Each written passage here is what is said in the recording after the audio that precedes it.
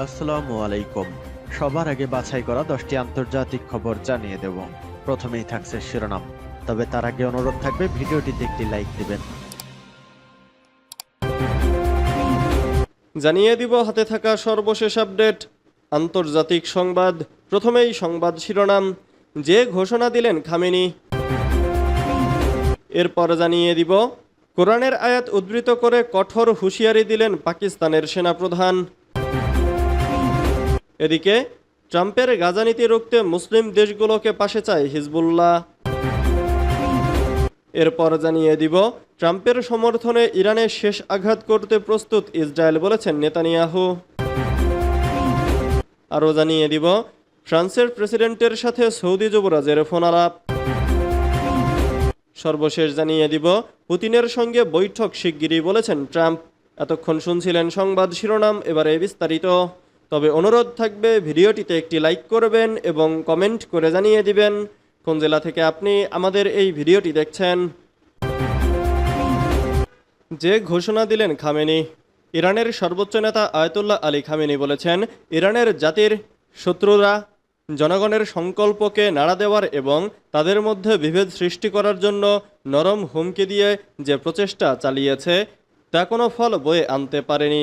সোমবার রাজধানী তেহরানে Ayatollah Khamenei বলেন, 22শে ফেব্রুয়ারি জাতির বিশাল পদযাত্রা দেখিয়েছে যে শত্রুর ঠান্ডা যুদ্ধের হুমকি এই দেশ এবং এই জাতির বিরুদ্ধে অকার্যকর হয়েছে। খামেনি ইরানের ঐতিহাসিক 1979 সালের ইসলামী বিপ্লবের 45তম বার্ষিকী উপলক্ষে মার্চ এবং উদযাপনে জনসমক্ষে অংশগ্রহণের দিকে ইঙ্গিত করেছিলেন, যা দেশটির সাবেক মার্কিন সমর্থিত স্বৈরাচারী পাহলভি শাসনকে উৎখাত করেছিল।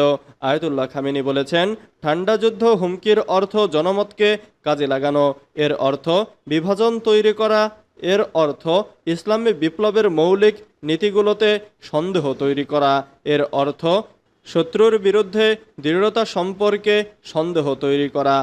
তারা এটি করেছে। নেতা আরও বলেন, আল্লাহর রহমতে তারা আজ পর্যন্ত সফল হয়নি। আজ পর্যন্ত শত্রুর প্রলোভন আমাদের জনগণের হৃদয়কে নাড়া দিতে পারেনি এবং আমাদের তরুণদের তাদের সংকল্প এবং এগিয়ে যাওয়া থেকে বিরত রাখতে পারেনি। কোরআনের আয়াত উদ্ধৃত করে কঠোর হুঁশিয়ারি দিলেন পাকিস্তানের সেনাপ্রধান। ফিতনা ফাসাদ সৃষ্টিকারীদের কঠোর হুঁশিয়ারি দিলেন পাকিস্তান সেনাবাহিনীর প্রধান জেনারেল সৈয়দ অসীম মুনির। পবিত্র কোরআনের আয়াত উদ্ধৃত করে তিনি বলেন, যারা ফ্যাসিবাদ সৃষ্টি করে তাদের হত্যা করতে হবে, তাদের ফাঁসিতে ঝুলাতে হবে, তাদের অঙ্গ প্রত্যঙ্গ কেটে ফেলতে হবে এবং তাদেরকে দেশ থেকে বিতাড়িত করতে হবে। সোমবার 17 ফেব্রুয়ারি জিও নিউজের এক প্রতিবেদনে বলা হয়েছে, সম্প্রতি এক অনুষ্ঠানে বিভিন্ন বিশ্ববিদ্যালয়ের শিক্ষার্থীদের সঙ্গে আলাপচারিতায় অসীম মুনির বলেন, সন্ত্রাসীদের রাষ্ট্রের কাছে আত্মসমর্পণ করা উচিত, তারপর তারা করুণা আশা করতে পারে।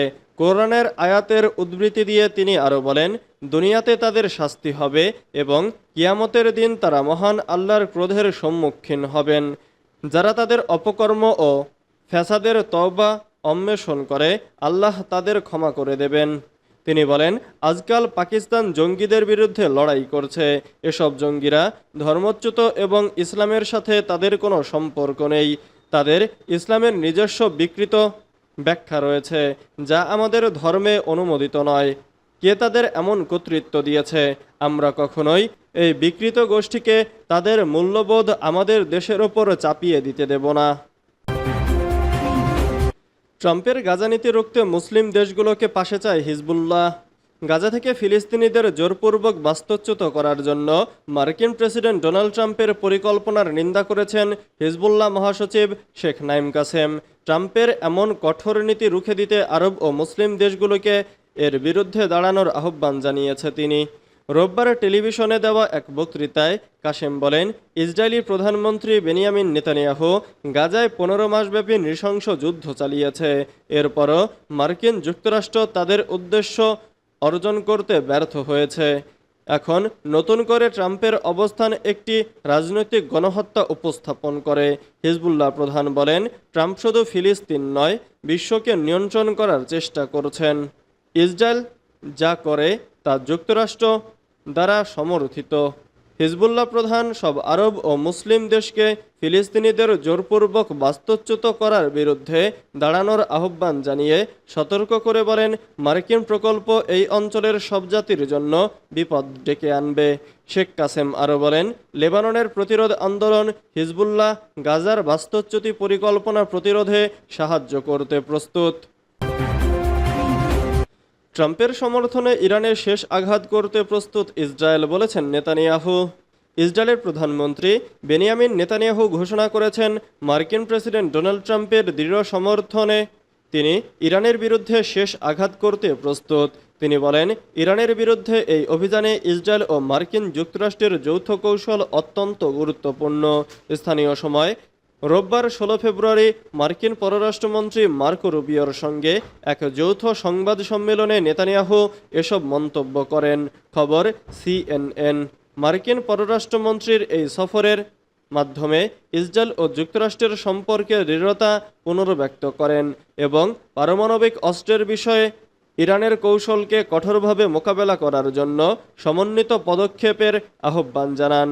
সংবাদ সম্মেলনে নেতানিয়াহু তার বক্তৃতায় বলেন, গত 16 মাসে ইসরায়েল ইরানের সন্ত্রাসী নেটওয়ার্কের বিরুদ্ধে শক্তিশালী আঘাত হেনেছে এবং আমি দৃঢ়ভাবে বিশ্বাস করি প্রেসিডেন্ট ট্রাম্পের নেতৃত্বে আমরা এই কাজটি শেষ করব। তিনি আরও বলেন, ইরান কখনোই পারমাণবিক শক্তি হতে পারে না, কারণ এর ফলে পৃথিবী এবং অঞ্চল অস্থিতিশীল হয়ে উঠবে। মার্কিন পররাষ্ট্রমন্ত্রী রুবিও ইরানকে একটি পারমাণবিক শক্তি হিসেবে না দেখতে চান না। এছাড়া বিশ্বব্যাপী সহিংসতা ও অস্থিতিশীলতার জন্য ইরানকে দায়ী রাষ্ট্র হিসেবে চিহ্নিত করতে গুরুত্বপূর্ণ পদক্ষেপ নেওয়ার জন্য আন্তর্জাতিক সম্প্রদায়ের প্রতি আহ্বান জানান। ফ্রান্সের প্রেসিডেন্টের সাথে সৌদি যুবরাজের ফোন আলাপ।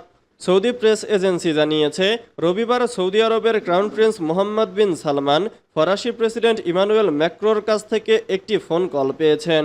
ফোন আলাপের সময় দুই নেতা যৌথ সহযোগিতার ক্ষেত্র এবং সেগুলো বৃদ্ধির উপায়গুলি পর্যালোচনা করেছেন। আঞ্চলিক ও আন্তর্জাতিক উন্নয়ন নিয়ে আলোচনা করেছেন তারা। দুই কর্মকর্তা নিরাপত্তা ও স্থিতিশীলতা অর্জনের জন্য সর্বশেষ উন্নয়ন এবং তাদের প্রতি গৃহীত প্রচেষ্টা সম্পর্কেও মতবিনিময় করেন। মধ্যপ্রাচ্যে গাজা ইস্যুকে কেন্দ্র করে বর্তমানে নতুন উত্তেজনা চলছে।